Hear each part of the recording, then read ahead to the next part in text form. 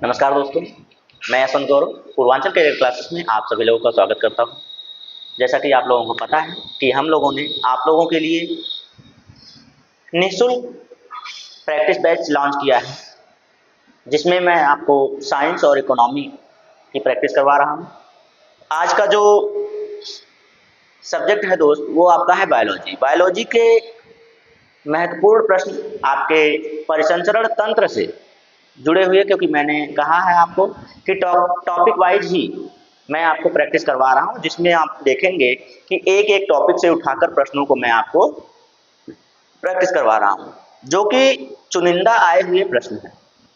इन प्रश्नों से बाहर पीईटी में कहीं जाने वाला नहीं। और साथ ही साथ ये जो प्रश्न है दोस्त, ये आपकी आरआरबी, एनटीपीसी, रेलवे और यूपीपी और जो वनडे एग्जाम्स होते हैं उनके लिए बेहद महत्वपूर्ण है। आप इन्हें देख सकते हैं, मिला भी सकते हैं। आप इनको मिलाएंगे तो आपको खुद ही समझ में आ जाएगा कि हाँ, ये स्तर जो है किन किन प्रश्नों किन किन परीक्षाओं के लिए महत्वपूर्ण है। तो आइए दोस्त, पूछते हैं निःशुल्क क्लास में आप लोगों का स्वागत है। और हाँ, अगर चैनल पर नए हैं आप लोग तो सबसे पहले चैनल को सब्सक्राइब कर लीजिए, अपने दोस्तों में शेयर कर दीजिए। दोस्तों में शेयर करने के बाद एक प्यारा प्यारा कमेंट करते रहा कीजिए प्रश्नों पर, ताकि ये पता चले कि आपको भी ऐसे प्रश्न आते हैं और समझ में आते हैं, बेहतरीन तरीके से आते हैं।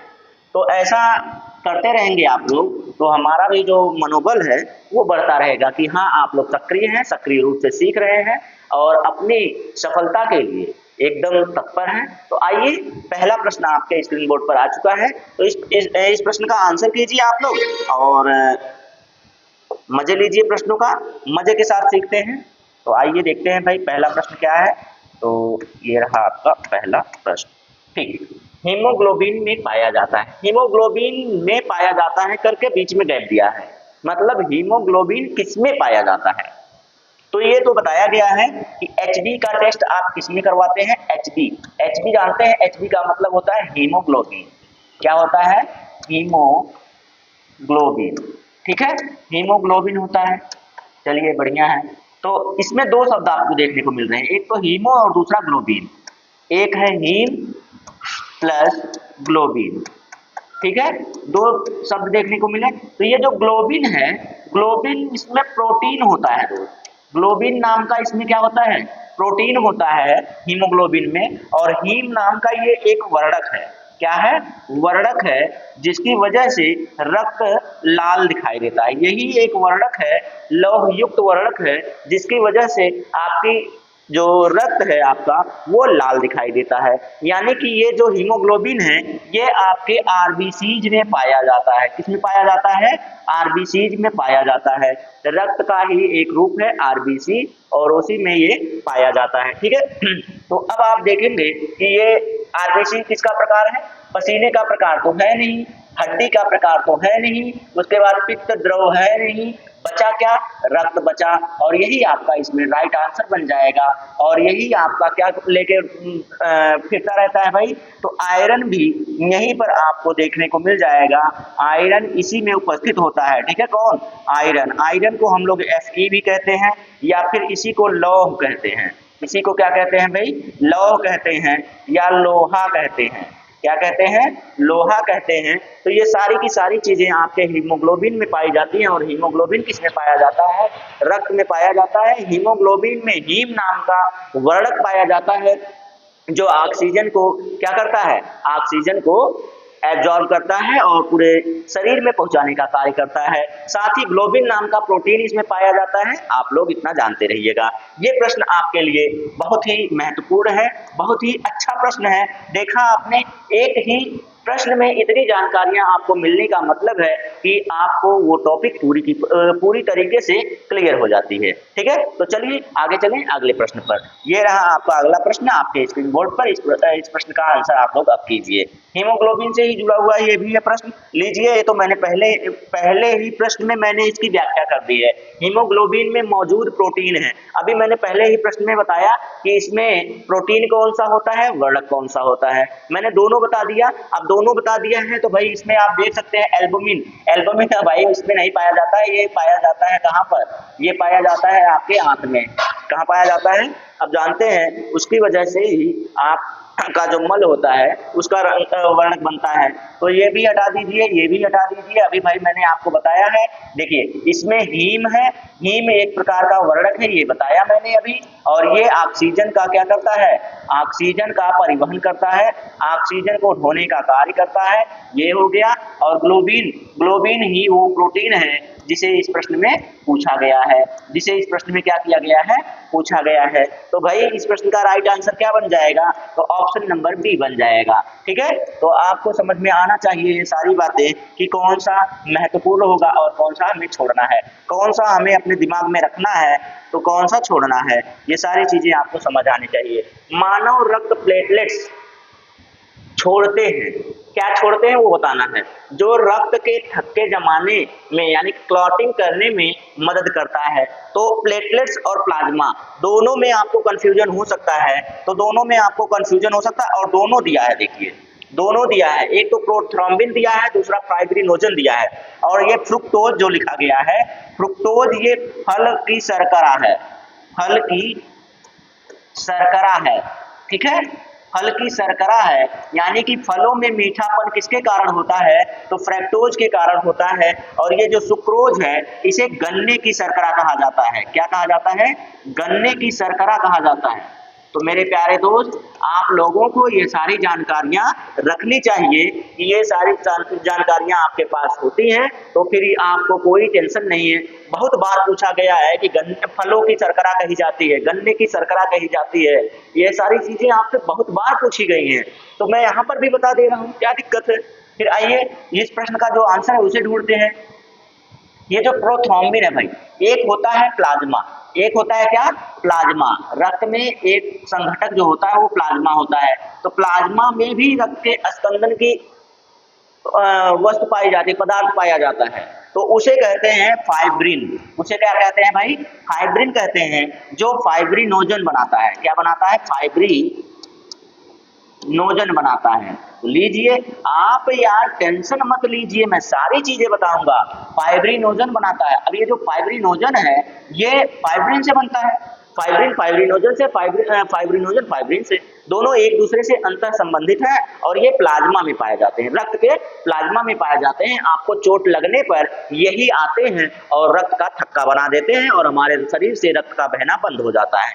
ये तो प्लाज्मा की बात रही। और इसने पूछा क्या है, रक्त प्लेटलेट्स की बात पूछा है, रक्त प्लेटलेट्स की बात पूछा है। तो प्लेटलेट्स में प्रोथ्रोम्बिन पाया जाता है। क्या पाया जाता है भाई, प्रोथ्रोम्बिन पाया जाता है। प्रोथ्रोम्बिन किस में पाया जाता है, प्लेटलेट्स में पाया जाता है। तो भाई ये सारी बातें आप जानते रहिएगा कि कौन किस में पाया जाता है, प्लेटलेट्स में पाया जाता है। ये जो प्रोथ्रोम्बिन है ना, ये थ्रोम्बोप्लास्टिन बना लेता है। क्या बना लेता है, थ्रोम्बिन बना लेता है, थ्रोम्बोप्लास्टिन बना लेता है, जिससे रक्त का थक्का बनता है। तो ये सारी चीजें मिलकर इनकी जो प्रक्रियाएं होती है ना, तो आप प्रोथ्रोम्बिन भी जान जाएंगे, थ्रोम्बिन भी जान जाएंगे, प्रोथ्रोम्बिन, थ्रोम्बिन, फाइब्रिनोजन या फिर फाइब्रिन, ये सारी चीजें आप जानते रहिए। ये सब के सब जो प्रोटीन्स होते हैं एक प्रकार के ये प्रोटीन ही है जो रक्त का थक्का बनाने के काम आते हैं। क्या करने के काम आते हैं, रक्त को क्लॉटिंग करने के, रक्त के स्कंदन में काम आते हैं। ठीक है, रक्त के स्कंदन में काम आते हैं। तो ये इस प्रश्न का जो राइट आंसर बनेगा वो कौन बनेगा, तो ये आपका प्रोथ्रोम्बिन बन जाएगा। थ्रोम्बिन नहीं यहाँ पे है तो प्रोथ्रोम्बिन बन जाएगा, थ्रोम्बिन होता तो वो भी बन जाता। ठीक है, तो ये सारी की सारी जानकारी आपके लिए बेहद जरूरी है भाई, बेहद जरूरी प्रश्न है, बेहद जरूरी आपके लिए ये आवश्यक प्रश्न है। तो चलिए अगले प्रश्न का आंसर करते हैं भाई। इस प्रश्न का आंसर कीजिएगा जरा। तो इस प्रश्न का आंसर क्या होगा ये आप बताएंगे। रक्त में सफेद रक्त कण, अब इसमें देखिए कुछ वाक्य कथन दिए हैं, उन कथन को पढ़ने के बाद ही समझ में आएगा कि इसका क्या। प्रोटीन हीमोग्लोबिन में ले जाते हैं, नहीं भाई, प्रोटीन हीमोग्लोबिन में नहीं ले जाते हैं। ये रक्त सफेद रक्त कण, सफेद रक्त कण को हम लोग WBC कहते हैं। और WBC जो होते हैं ये हमारे शरीर में, हमारे शरीर को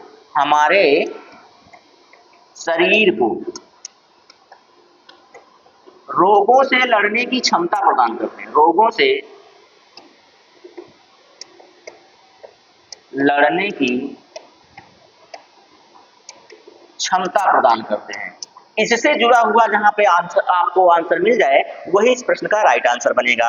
अभी देखिए रिलेट करते हैं। तो अब ये बताइए ये जो WBC है, WBC हमारे लिए आवश्यक होता है, जो हमारे शरीर में वायरल फीवर होते हैं ना, तो जब तक आरबीसी ये WBC हमारे लिए एक्टिव है, उनको तो नहीं होने देगा, इन्फेक्शंस को नहीं होने देगा, तब तक नहीं होने देगा जब तक ये एक्टिव होगा या इससे ज्यादा ना हो जाए वो फीवर या वो संक्रमण संक्रमण जब तक इससे ज्यादा ना हो जाए तब तक ये हमारे शरीर को बीमार नहीं पड़ने देता है। तो आइए देखते हैं कि इससे जुड़ा खून को जमने में मदद कौन करता है भाई? तो प्लेटलेट्स और प्लाज्मा में उपस्थित जो प्रोटीन होते हैं वो मदद करते हैं, शरीर में संक्रमण से बचते हैं, शरीर में संक्रमण से बचाते हैं, शरीर को संक्रमण से बचाने का ही कार्य करते हैं कौन? तो ये कार्य करता है आपका जो अभी अभी मैंने बताया है वही। कौन बताता भाई? WBC। WBC क्या कार्य करता है भाई? हमारे शरीर को संक्रमण से बचाता है, यानी कि रोगों से बचाता है। तो यही इसका राइट आंसर बन गया। पोषक तत्वों को ले जाना, पोषक तत्वों को ले जाना आरबीसीज का काम होता है। किसका काम होता है भाई? आरबीसीज का काम होता है पोषक तत्वों को ले जाने का, ठीक है। और क्या है? हीमोग्लोबिन, ये भी आरबीसीज से ही संबंधित है, आरबीसीज से ही संबंधित है।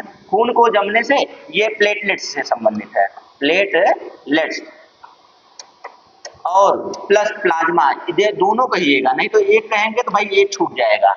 तो ये दोनों काम करते हैं, ठीक है। और ये कार्य किसका हो गया? ये कार्य हो गया WBC का। सारे कार्य देख लीजिए, मैं सारे के सारे बता दूंगा और यही इसका राइट आंसर बन गया है। तो देखिए मजा आ रहा है कि नहीं? ऐसे प्रश्न आप लोग करेंगे ना तो आपके बायोलॉजी से, यानी कि जो आपका सामान्य विज्ञान होता है उससे तो कोई प्रश्न नहीं जाने वाले हैं, मैं जाने ही नहीं दूंगा, टेंशन मत लीजिएगा। यहीं से कहीं ना कहीं जुड़ के प्रश्न बन जाएगा आपका। तो ऐसे प्रश्नों को हल किया कीजिए। आइए अगले प्रश्न को देखते हैं फिर। सामान्य मानव का खून बहने का समय और जमने का समय क्रमशः होता है। क्रमशः पूछ रहा है, मतलब पहले बहने का पूछा है, उसके बाद जमने का पूछा है। क्रमशः का मतलब क्रम से बताना है। तो 2 से 3, 4 से 5, 2 से 3 के आसपास 2 तो रहेगा ही रहेगा। लेकिन मैं आपको राइट टाइम बता दूं तो राइट टाइम कौन सा होता है मेरे दोस्त? तो वो होता है 2 से 3 या 4 से 5, क्या ये होता है? 2 से 10 या 5 से 15 ये होता है, 2 से 7, 3 से 10 ये होता है, या फिर 5 से 15 ये तो एकदम नहीं होगा। इतने टाइम में जमेगा तब तो हो जाएगा काम, तब तक तो इंसान दुनिया से चला जाएगा। 2 से 7, ये देखिए आपका जो राइट आंसर बनेगा, इसमें राइट आंसर आपका ये बन जाएगा भाई। इसमें से option number C right answer बन जाएगा। 2 से 7 मिनट, 2 से 7 मिनट बहने में, 2 से 7 मिनट बहने का समय होता है, बहने का समय, ठीक। और 3 से 10 मिनट उसे जमने में लगता है, 3 से 10 मिनट उसे क्या लगता है? जमने में लगता है रक्त को, ठीक है। तो यही इसका राइट आंसर हो जाएगा। देखिए 2 से 7 मिनट का बहने का समय हो जाएगा, 2 से 7 लिख लीजिए, और 3 से 10, 3 से 10 लिख लीजिए, ये हो जाएगा आपके जमने का समय। ये भी मिनट में है, दोनों मिनट में है, ठीक है। तो ये हो गया आपका समय। जैसे आपको चोट लगी, आपका रक्त कितने टाइम तक बह सकता है? 2 से 7 मिनट तक बह सकता है। फिर उसके बाद जमने में कितना समय लगाएगा? तो 3 से 10 मिनट तक लगा सकता है जमने में। जैसी चोट होगी, जैसी चोट होगी वैसे वो समय लगाएगा, ठीक है। कम चोट है जल्दी सूख जाएगा। आइए देखते हैं फिर। इसीलिए कहते हैं कि जब चोट लग जाए तो वहां पर हाथ से 2 मिनट तक पकड़ लीजिए। 2 मिनट तक आप पकड़ेंगे, धीरे धीरे वह जमना शुरू हो जाएगा। 3 मिनट तक जाते जाते वो जम जाएगा, ठीक है। तो यही इसीलिए पकड़ने को कहा जाता है कि जहां पे रक्त बह रहा है वहां पे उसे दबा के पकड़ लीजिए, उसके रक्त कोशिकाओं को दबा दीजिए वहीं पे। चलिए उसके बाद अगला प्रश्न क्या है? मानव शरीर में मौजूद निम्नलिखित कोशिकाओं में से किसमें माइटोकॉन्ड्रिया नहीं होता है, नहीं पाया जाता है? तो माइटोकॉन्ड्रिया किसमें नहीं पाया जाता है भाई? तो आप देखेंगे क्या लाल रक्त कणिकाओं में, या कृत कोशिका में, मांसपेशी कोशिका में, या श्वेत रक्त कणिकाओं में? मतलब कि ये तो दो ठो तो ये रक्त से ही दिया है। इसे WBC कहेंगे, इसे WBC कहेंगे, और इसे RBC कहेंगे। तो RBC में ही माइटोकॉन्ड्रिया नहीं पाया जाता है। माइटोकॉन्ड्रिया, माइटोकॉन्ड्रिया, माइटोकॉन्ड्रिया नहीं पाया जाता है भाई, नहीं पाया जाता है, ये इसमें नहीं पाया जाता है, यानी कि बाकी सब में पाया जाएगा। इसमें भी पाया, इसमें भी, इसमें भी, इन सब में पाया जाएगा माइटोकॉन्ड्रिया, बस इसमें नहीं पाया जाएगा। किसमें? RBC में, ठीक है। RBC में या नहीं पाया जाएगा, ठीक है मेरे भाई, कोई दिक्कत नहीं ना। चलिए आगे बढ़े, आगे बढ़ते हैं। आइए, ये इस प्रश्न का राइट आंसर कौन बन गया? इस प्रश्न का राइट आंसर आपका बन गया ये लाल रुधिर कणिकाएं या लाल रक्त कोशिकाएं, ठीक है। आगे बढ़ते हैं। निम्नलिखित में से कौन सा अशुद्ध रक्त को संचार करता है? अशुद्ध रक्त मतलब कौन सी ऐसी नसें हैं जिसमें अशुद्ध रक्त बहता है। दो ही तो होती हैं, दो ही तो होती हैं भाई। एक होती है धमनी, दूसरी क्या होती है? शिराएं। धमनी और शिराएं, artery and veins, artery and veins. तो ये जो धमनी होती है, धमनी में शुद्ध रक्त बहता है। धमनी में कौन सा रक्त बहता है भाई? तो धमनी में शुद्ध रक्त बहेगा। और अशुद्ध रक्त किसमें बहेगा? तो फिर अशुद्ध रक्त आपका बहेगा इसमें, अशुद्ध रक्त। अब इसमें एक उल्टी चीज होती है, एक उल्टी चीज होती है। क्या होती है वो मैं बता दूं। तो एक इसने दिया है पल्मोनरी शिरा और दूसरा दिया है पल्मोनरी धमनी। तो पल्मोनरी धमनी, ये देखिए यहाँ पे धमनी में शुद्ध रक्त बह रहा है, लेकिन जब उसके आगे पल्मोनरी लग जाए, यानी कि फुफ्फुस लग जाए, फुफ्फुसी, क्या लग जाए? फुफ्फुसी, फुफ्फुसीय धमनी लग जाए, इसका मतलब है कि ये उसका उल्टा हो जाएगा। तब इसमें अशुद्ध रक्त बहना शुरू हो जाएगा। इसमें कौन सा रक्त बहना शुरू हो जाएगा? अशुद्ध रक्त बहना शुरू हो जाएगा, अशुद्ध रक्त बहना शुरू हो जाएगा, क्योंकि ये आपके सिराओं से लग के हृदय में लगी होती है, जहां से वापस रक्त हृदय में आता है। ठीक है, शरीर से वापस आता है। और इसमें पल्मोनरी शिरा जो है, पल्मोनरी शिरा या इसी को फुफ्फुसी शिरा कहेंगे, तो इसमें शुद्ध रक्त बहने शुरू हो जाता है, इसमें शुद्ध रक्त बहना शुरू हो जाता है। ठीक है, ये दोनों में से उल्टा देखिए, धमनी में शुद्ध रक्त होता है, शिरा में अशुद्ध रक्त होता है, लेकिन जैसे ही पल्मोनरी लग गया, पल्मोनरी लग गया तो इसमें शुद्ध रक्त हो गया और उल्टा मान हो गया कि नहीं। और इसने पूछा क्या? अशुद्ध रक्त का संचार है इसमें से।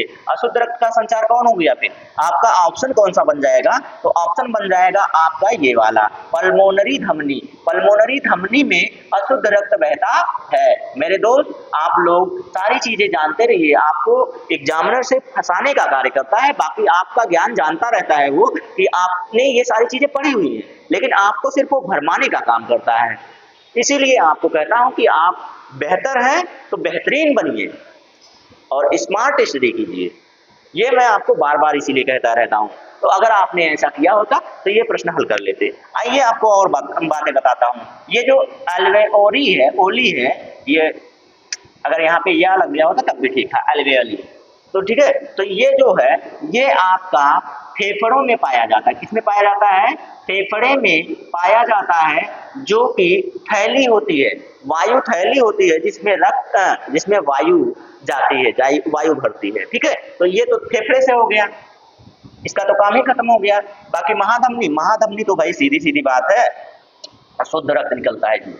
महाधमनी शुद्ध रक्त निकलता है, हृदय से लगा हुआ होता है और यहीं से शुद्ध रक्त पूरे शरीर में जाता है। ठीक है, ये सारी चीजें आपको जानना जरूरी होता है। देखिए, इतनी चीजें में मैंने कम लिखने में ज्यादा बताया है, कम लिखने में ज्यादा बताया है मैंने, बस इतना सा आपको बताना चाहता हूँ। चलिए आगे चले। ये रही आपका प्रश्न नंबर 8, निम्नलिखित में से कौन सा कोलेस्ट्रॉल का उल्लेख नहीं करता है? कम घनत्व।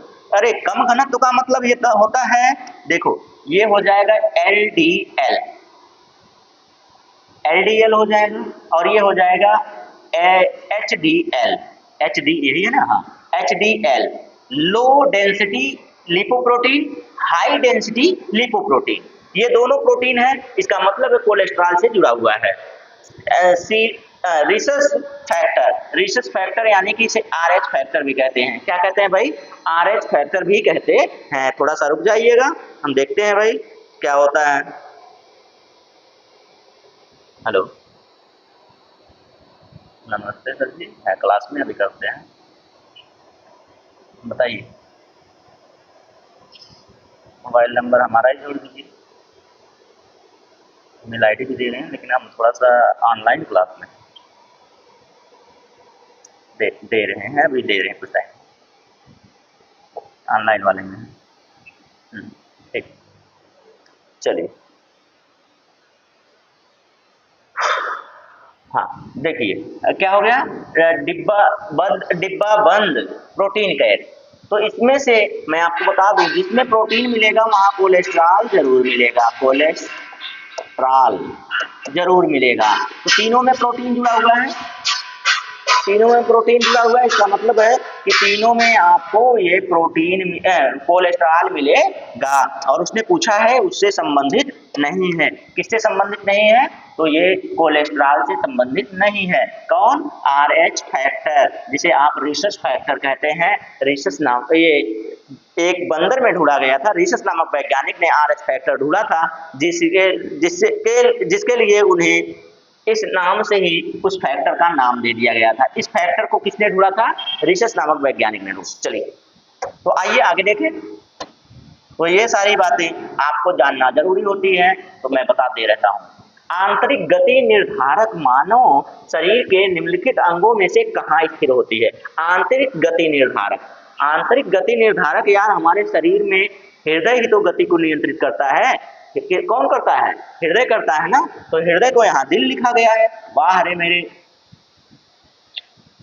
महोदय, आपको क्या ही कहूँ। आप लोग प्रश्न बनाते हैं या फिर बच्चों से खेलते हैं? बताइए दिल, अरे हृदय लिखा होता तो बच्चे ज्यादा होते हैं। यहाँ दिल लिख दिया, बेचारा जिसका दिल टूटा होगा वो तो एग्जाम ही नहीं दे पाया होगा, और जिसका दिल खुश होगा वो भी तो उछल कूद गया होगा। क्या ही कहना है, यही इसका राइट आंसर बन गया भाई, हृदय। हृदय को लीजिए हार्ट भी लिख दे रहे हैं, हार्ट हो गया ना। चलिए अब इसके बाद दिमाग, गुर्दा, यकृत, ये सब भाई जब एक आंसर मिल गया, दूसरा आंसर फिर क्या ही कहना है। इन सब के बारे में तो आपको जानकारी है ही, इनके बारे में अब क्या ही बताऊं। ये पूरे शरीर का नियंत्रण करता है। ये शरीर का क्या करता है भाई? नियंत्रण करता है। लीजिए बता देता हूँ, ये नियंत्रण करता है। गुर्दा क्या करता है भाई? गुर्दा क्या करता है? गुर्दे का काम क्या है?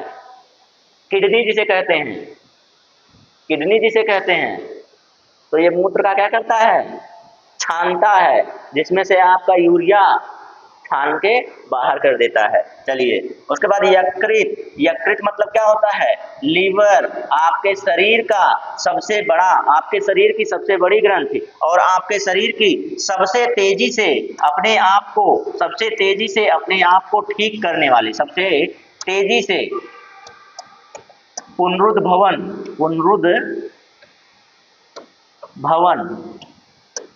का गुण रखने वाला अंग, का गुण रखने वाला अंग। अब ये सारी बातें अगर आप जानते हो तो अच्छी बात, नहीं जानते हो तो सीख लीजिए कि यकृत अगर डैमेज है, यकृत अगर डैमेज है, थोड़ा सा उसमें चोट या आघात आ गई तो वो अपने आप को आपके पूरे शरीर में सबसे तेजी से ठीक कर सकता है। तो ये है कौन? यकृत है। गुर्दा क्या है? किडनी है, आप जान गए, मैंने बता दिया आपको। ये फिल्टर करता है किसको? यूरिया को फिल्टर करता है, और जो अपशिष्ट पदार्थ होते हैं उनको फिल्टर करता है। ठीक है, ये हो गया। दिल का कार्य है भाई, प्रश्न ही इसी से निर्धारित है, तो प्रश्न तो हो गया। दिमाग, दिमाग आपके पूरे शरीर को क्या करता है? नियंत्रित करता है। ठीक है, नियंत्रण एवं समन्वय का कार्य करता है। नियंत्रण एवं समन्वय का कार्य करता है, समन्वयन का कार्य करता है। ठीक है, चलिए तो ऐसे प्रश्नों को अगर आप पढ़ेंगे तो सारे के सारे, बताइए जितनी चीजें हैं सबके बारे में जान ले रहे हैं ना, सबके बारे में जान ले रहे हैं, तो मजा आ रहा है कि नहीं? देखिए मजा तो आना चाहिए, जब ऐसे पढ़ाई होती है ना तो मजा आता है। अब मैं आऊँ 50 प्रश्न, 100 प्रश्न लेकर आऊँ और जल्दी जल्दी सिर्फ प्रश्न पढ़ूँ, प्रश्न पढ़ने के बाद उत्तर लगा के निकल जाऊँ, तो वो रट्टा मारना अलग होता है। मैं तो इतने ही प्रश्नों में उतना टाइम लगा दूं, और अगर एक ही प्रश्न को मैं खींच दूं अभी लंबा ना, तो वो आधे घंटे से प्लस चला जाएगा। लेकिन क्या ही मतलब है, जितना हो सके उतना बताया जाए। चलिए लीजिए अगला प्रश्न आपके सामने है। ए, बी और खून ग्रुप प्रणाली का आविष्कार किसने किया था? ए, बी और का मतलब इनके साथ जुड़ना चाहिए, तो एक ये भी जोड़ लीजिए आप, इनके साथ ओ भी जुड़ना चाहिए। ठीक है, ओ। तो इनका आविष्कार किसने किया था ये पूछ रहा है, इनका आविष्कार किसने किया था ये पूछा जा रहा है। तो मैं आपको बता दूं, आप लोग ध्यान से देखिएगा कि मैं बहुत महत्वपूर्ण जानकारियां, ब्लड ग्रुप की खोज किसने की थी? तो ये की थी आपके कार्ल लैंडस्टीनर ने। और ए बी ओ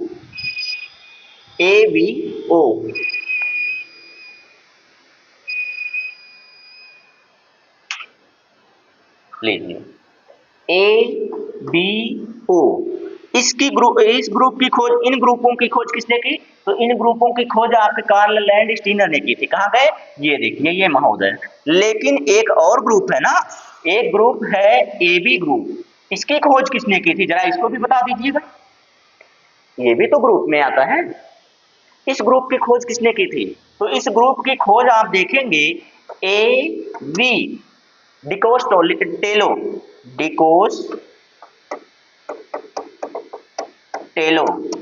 एवं स्टर्ली ने की थी।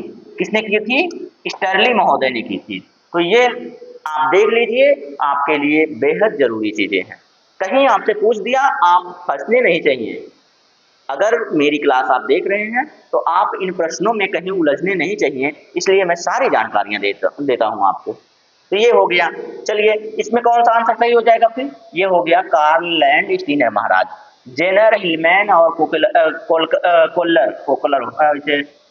कोलिकर होना चाहिए था वो। चलिए कोई बात नहीं, उनको जाने दीजिए, उनसे कोई मतलब नहीं है। जितना जरूरी है उतना नोट कीजिए। एडवर्ड जेनर, खुरपका रोग। चलिए, बहुत जानकारियां हैं, क्या ही करें, अब कितना दे सकते हैं इतने टाइम में, लिमिट में है ना। आगे आगे देते रहेंगे, कोई बात नहीं है। एक वयस्क मानव के शरीर में कितने लीटर खून होता है? एक वयस्क मानव के शरीर में कितने लीटर खून होता है मेरे भाई? तो बताया जाता है कि 5 से 6 लीटर। कितना बताया जाता है? औसतन बताया जाता है 5 से 6 लीटर। अब बताइए, इसमें से कौन सा आंसर लगाएंगे आप? 5 से 6 लीटर तो औसतन बताया जाता है कि एक वयस्क मनुष्य में 5 से 6 लीटर खून पाया जाता है वयस्क शरीर में, सामान्य रूप से। वही पूछा है, शरीर में कितने लीटर खून पाया जाता है एक वयस्क मानव में। तो मैं और कौन सा आंसर ही करूंगा? 5 करूं या 6 करूं? भाई दोनों हैं। अब आपको अगर ये मानना है भाई कि ये वाला मान लीजिए, तो ये मान सकते हैं आप, ये मान सकते हैं आप। क्यों? क्योंकि शुरुआत यहीं से होती है। जब शुरुआत यहीं से है, अब देखिए, किसी मनुष्य के वजन और लिंग के आधार पर, जैसे कि महिलाओं में देखा जाए तो महिलाओं में यही रक्त जो होता है 4.5 लीटर पाया जाता है, 4.5 लीटर पाया जाता है। और यही पुरुषों में देखा जाए तो 4 से 5 लीटर भी पाया जाता है। क्या? 4 से 5 भी पाया जाता है। इसलिए ये वाला आंसर आप कर सकते हैं। और लेकिन कहीं कहीं देखेंगे ना तो 5 से 6 लीटर भी दिया होता है, तो ये भी सही हो जाता। लेकिन आपको ज्यादा जरूरी और ज्यादा सटीक आंसर जो देना होगा वो यहाँ पर देना होगा 5 लीटर पाया जाता है, क्योंकि ये दोनों में होता है। महिलाओं का भी औसत हो जाएगा और पुरुषों का भी औसत यहाँ पे मिल जाएगा, क्योंकि ये औसत लगभग इक्वल होता है। ठीक है, आगे बढ़े फिर। प्रश्न फंसाने का है। देखिए, दो आंसर सही दिए हैं, लेकिन आपको जो सबसे सटीक है वो आंसर देना है। सबसे सटीक आंसर देके निकल जाइए। कौन रोक रहा है फिर आपको? निम्नलिखित में से कौन सा हृदय के का को अधिक उपयुक्त रूप से बताता है? हृदय के का ओ, प्रश्न इसमें अधूरा रह गया है। हृदय की गति, हृदय की गति, हृदय की गति, हृदय के गति का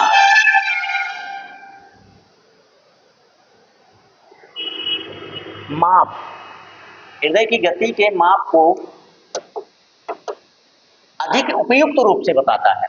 गति के माप को क्या है, क्या बता रहा? अधिक उपयुक्त रूप से बताता है। तो इसमें आप देखेंगे ना, इसमें आपको इलेक्ट्रो भी वही कार्य करता है, इको भी वही कार्य करता है, स्टेथोस्कोप क्या करता है भाई? तो ये तो धड़कन की बात करता है ना, कितने बार धड़कता है ये पूछ रहा है, वो तो गति की बात कर रहा है ना। लिपिड प्रोफाइल जो होता है ये तो भाई आपके रक्त की बात कर लेगा ना।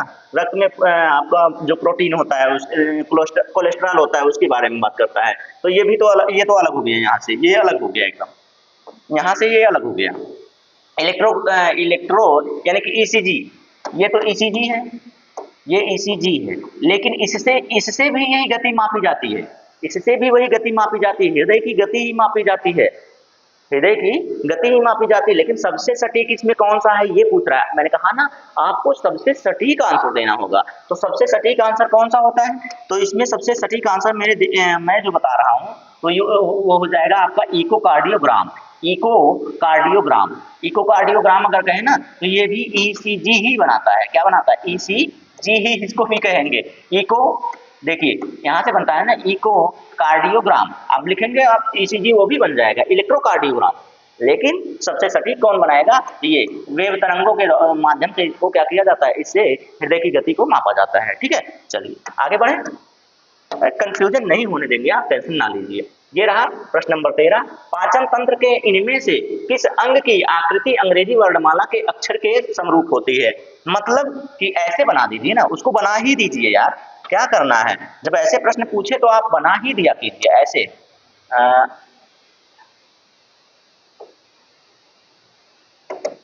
लीजिए, मतलब ऐसे ही इसी आकार में होता है, यहाँ से उठाएंगे ऐसे थोड़ा सा ऊपर कर देंगे, ऐसे नीचे कर देंगे, यहाँ से उठाएंगे ऐसे कर देंगे, तो ये हो गया। तो ये आपका कौन सा हो गया भाई? इसको कहते हैं आमाशय। इसको क्या कहते हैं? आमाशय कहते हैं, या अंग्रेजी में कहिए तो स्टोमच कहते हैं, इसी को स्टोमक कहते हैं। स्टमक, स्टमक आप लोग स्टमक का मतलब पेट जानते हैं, लेकिन स्टमक का मतलब होता है आमाशय। बेली का मतलब पेट होता है। किसका मतलब? बेली। बेली मतलब पेट होता है भाई, तो इसका मतलब क्या हो गया? आमाशय। अब ये देखिए, मुंह का आकार जे जैसा तो होगा नहीं, मुंह का आकार जैसा कैसे हो सकता है? आप देखिए, आपके सामने है मुंह, देख लीजिए, मेरा कोबरा देख लीजिए, वो जैसा होता है, जे जैसा हो तो बताइएगा। आंख, आंख जो होती है वो बेलनाकार होती है, ऐसे बेलनाकार और लंबी होती है। यकृत, यकृत कैसी होती है आप लोग जानते नहीं है? लीवर, लीवर का आकार ऐसा होता ही नहीं है। लिवर कहिए तो लिवर भी बना दो, लेकिन जो जरूरी है, जो भाई आपका आंसर बनाएगा उसको बनाना जरूरी होता है। मैं सबका आंसर बनाने लगूंगा तब तो हो गया। तो आइए, आमाशय, आमाशय का आकार ऐसा होता है, ठीक है। आमाशय का आकार जे जैसा होता है, अंग्रेजी वर्णमाला के जे आकार का होता है, ठीक है। चलिए आगे बढ़े। ए बी रक्त वर्ग वाला व्यक्ति होता है, व्यक्ति होता है, क्या करता है भाई? देखते हैं क्या करता है। आइए, ए बी रक्त वर्ग वाला एक व्यक्ति ए बी ओ रक्त वर्ग वाले लोगों को दान कर सकता है। नहीं भैया, ये किसी को दान नहीं कर सकता है, सबसे ले सकता है, सिर्फ दे नहीं सकता है। सार्वभौमिक रक्तदाता, सार्वभौमिक रक्तदाता ओ ग्रुप होता है, ओ ग्रुप होता है, ठीक है। किसी भी वर्ग से, किसी भी वर्ग से रक्त ले सकता है, किसी भी वर्ग से रक्त क्या कर सकता है? ले सकता है। अभी मैंने ऊपर बोला ना, जब यहाँ पे कहा सर्वदाता, नहीं सर्वदाता नहीं होता, सर्वग्राही होता है। इसको हम क्या कहते हैं? सर्वग्राही होता है। कौन ग्रुप? ए बी ग्रुप, जिसकी खोज अभी अभी मैंने बताया है, एवी डिकोस्टेलो और साथ में स्टर्ली। पूरा नाम छोड़ दीजिए, थोड़ा सा लिख लीजिए ताकि आपको डिकोस्टेलो और साथ में कौन है? स्टर्ली महोदय, स्टर्ली महोदय, इन्होंने खोज की थी। चलिए, अच्छी बात है कि नहीं? इन्होंने खोज की थी, तो जब इन्होंने खोज की थी अच्छी बात है। हाँ, थोड़ी थोड़ी दिक्कत आ जाती है कभी कभी, तो दिक्कत हो गई, समाप्त हो गई। चलिए, तो बताइए, सर्वग्राही कहते हैं इसको, किसको? ए बी को। और इसकी खोज किसने की थी वो भी मैंने बता दिया।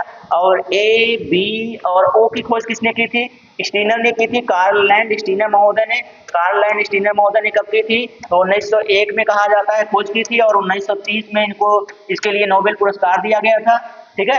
1930 में इनको नोबेल पुरस्कार दिया गया था इसी के लिए। तो इस प्रश्न का जो राइट आंसर बन जाएगा वो क्या बन जाएगा मेरे दोस्त? तो इस प्रश्न का राइट आंसर कौन बन गया? तो इस प्रश्न का राइट आंसर बन गया आपका option number C, option number C. ये किसी भी वर्ग से ब्लड ले सकता है, दे नहीं सकता है, किसी भी वर्ग से क्या कर सकता है? ब्लड ले सकता है, ठीक। आगे बढ़े।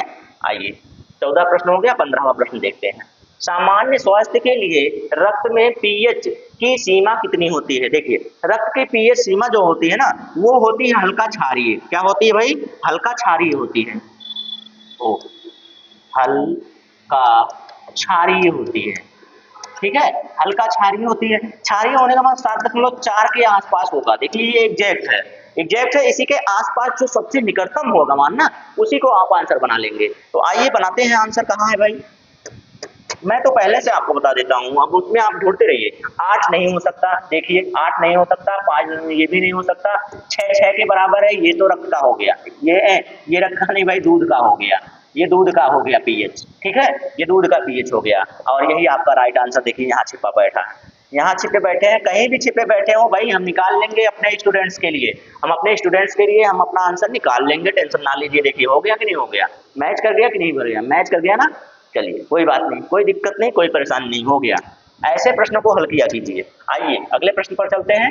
धमनियों रक्त का वहन करती, धमनियां रक्त का वहन करती हैं, जो कि भरी होती हैं। किससे भरी होती हैं? धमनी। अच्छा बताइए, ये धमनियों में जो रक्त होता है, धमनियों में जो रक्त होता है वो शुद्ध रक्त होता है, और शुद्ध रक्त किसका परिवहन करता है भाई? ऑक्सीजन युक्त होता है, और साथ ही साथ पोषक तत्व तो इसी में मिले होते हैं।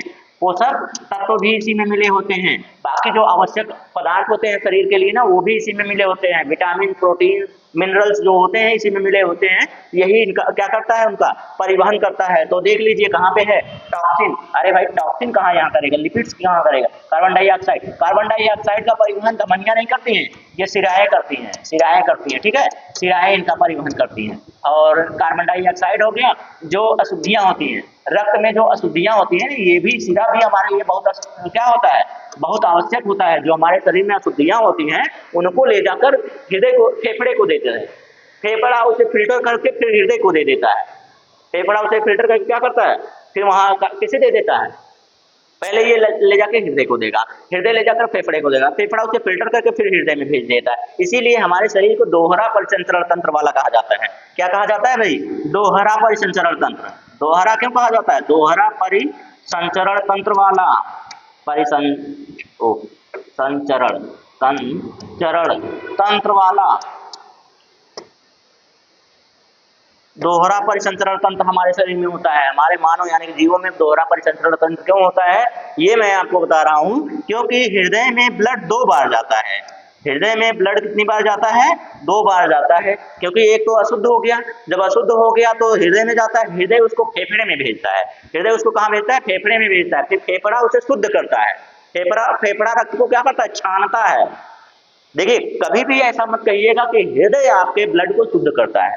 हृदय आपके ब्लड को शुद्ध बुद्ध नहीं करता है, वो सिर्फ और सिर्फ पंप करने का कार्य करता है। हृदय पंप करने का कार्य करता है, फेफड़ा रक्त को शुद्ध करने का कार्य करता है और उसे शुद्ध करके उसमें ऑक्सीजन भर के तब वापस हृदय को देता है। हृदय उसे फिर से पंप करके ढकेल के भेजता है कि जाओ पूरे शरीर में फैल जाओ और इंसान को क्या करो, पोषक तत्व प्रदान करो। ठीक है, चलिए मजा आया ना, ऐसे ही तो मजा आता है यार, धक्का मार के भेजता है। चलिए तो मजेदार प्रश्न थे कि नहीं, आज मुझे भी मजा आया यार प्रश्नों को हल कराने में। तो कैसी लगी क्लास जरूर बताइए, कमेंट जरूर कीजिएगा। चैनल पर नए हो तो चैनल को सब्सक्राइब कीजिए, दोस्तों में शेयर कीजिए, लाइक और कमेंट जरूर कीजिएगा। दोस्तों आज के लिए इतना ही, फिर चलते हैं, फिर मिलते हैं नई ऊर्जा नए जोश के साथ अगले दिन आपके अगले वीडियो में। ठीक है, चल जय हिंद।